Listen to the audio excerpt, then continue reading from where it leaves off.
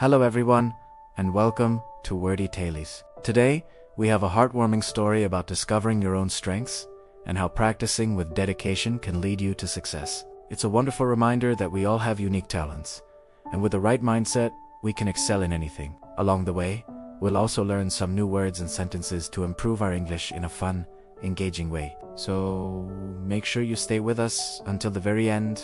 Once, in a small, peaceful town, there lived a family with a 12-year-old boy named David. He was in the 6th grade, full of energy, and absolutely loved playing outdoorsy, especially soccer. Almost every single day, you could find him at the nearby field, practicing his moves and improving his skills. One afternoon after school, David came home looking quite troubled. He dropped his backpack on the floor, slumped onto the couch, and opened his math book. He stared at the page for a moment, then let out a heavy sigh. His father noticed his gloomy mood and asked what was wrong. David explained that he'd gotten a poor grade on his math test, but what really upset him was that his friend and next-door neighbor, Matt, always got high scores without seeming to break a sweat, no matter how hard David tried. His father handed him a cool glass of water and waited patiently until he calmed down. Then, he said, "Come with me." They went out to the backyard garden, a peaceful and shady spot filled with flowers and trees. "David," his father began gently, "I want you to learn 3 important lessons from what happened today. These lessons will help you a lot as you grow up." Curious, David looked up and asked, "What lessons, Dad?" "You'll learn them one by one, through a few small challenges," his father replied with a warm smile. "For the first one, I want you to invite Matt to play soccer with you tomorrow." The next afternoon, David asked Matt to join him at the field. The weather was bright and sunny, and both boys were excited to play. David, who practiced soccer every single day, quickly took the lead. He was fast, skilled, and scored 3 goals in no time. Matt, on the other hand, rarely played. He struggled to control the ball and kept making simple mistakes. Despite the one-sided score, everyone had a great time and enjoyed the game. Later that day, David rushed home to tell his father what had happened. "Dad, I played soccer with Matt today," he said, his voice full of excitement. "And how did it go?" his father asked, already knowing the answer. David proudly told him all about his 3 goals and how Matt was on very good at the game.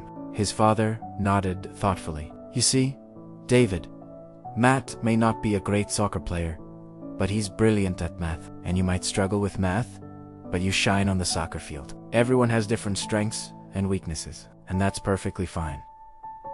A wave of understanding washed over David. He realized that people don't have to be good at the same things. Excited by this new perspective, he asked, "Okay, I get it. So, what's the second lesson, Dad?" "For the second one," his father said, "I want you to watch Matt closely at school tomorrow. Pay attention to how often he works with numbers throughout the day." The next day at school, David quietly observed his friend. He noticed that Matt was always counting things or solving little problems in his head. He did it during lessons, during breaks, and even while playing. He'd solve number puzzles, calculate the change from his lunch money, and David even saw him counting the petals on a flower in the school garden. That evening, David reported his findings. "Dad, Matt was doing math all day long. He really enjoys it." His father smiled.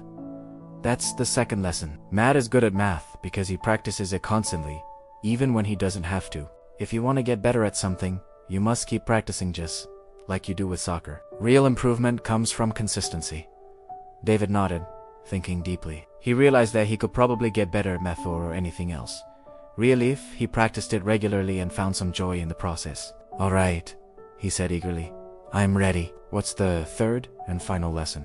His father paused for a moment, then asked, "Imagine how much better Matt is at math than you are right now." David thought about it. Maybe 3 times better, he guessed. Then tomorrow, his father instructed, "I want you to study math 3 times harder than you normally would." David gulped, but bravely agreed to the challenge. The next day after school, he sat down at his desk and began studying. After an hour, he felt his focus slipping, but he pushed himself to keep going. He was determined to complete 2 more hours of focused effort. But before he could finish, his head began to ache. His eyes felt heavy, and he dozed off right there at his desk. A little while later, his father woke him gently. "Dinner's ready, son. Meet me in the garden when you're done."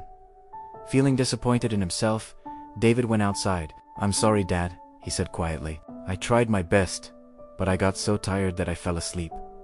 His father smiled kindly and patted his head. David, this is exactly what happens when you try to force yourself to master something you don't enjoy. It's hard to stay consistent when you don't have a genuine love for what you're redoing. But when you work on something you love like soccer, discipline feels lighter and much easier to maintain. Et continuez. So, if you want to become skilled at something, you have two choices.